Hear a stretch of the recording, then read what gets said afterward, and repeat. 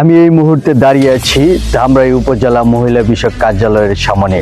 যে অফিসটি মূল দায়িত্ব নারীদের উন্নয়ন, প্রশিক্ষণ, ভাতা ও আত্মকর্মসংস্থানের সুযোগ সৃষ্টি করা, কিন্তু সেই অফিসেই এখন উঠেছে অনিয়মের অভিযোগ।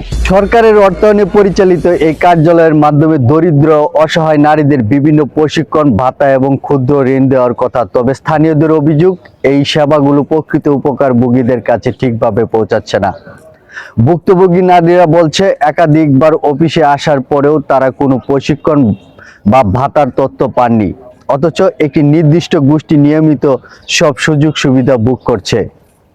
অভিযোগ রয়েছে, সুবিধাভোগীদের তালিকার নাম তুলতেও তদবির ও অবৈধ অর্থ লেনদেন করা হচ্ছে। কেউ কেউ দাবি করছে, কাগজে কলমে প্রশিক্ষণ দেখানো হলে বাস্তবে কার্যকর কোনো প্রশিক্ষণ হয়নি।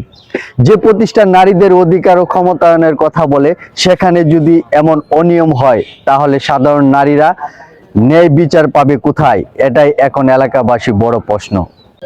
এলাকাবাসীর দাবি, ধামরাই উপজেলা মহিলা বিষয়ক কার্যালয়ের সব কার্যক্রমে স্বচ্ছ তদন্ত, প্রশাসনিক নজরদারি এবং অনিয়মের সঙ্গে জড়িতদের বিরুদ্ধে দ্রুত আইনানুগ ব্যবস্থা গ্রহণ করা হোক।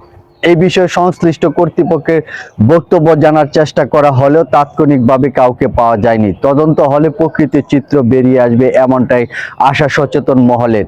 ধামরাই থেকে আমি মিলন সিদ্দিকী, বাংলাদেশ ক্রাইম 24, ঢাকা।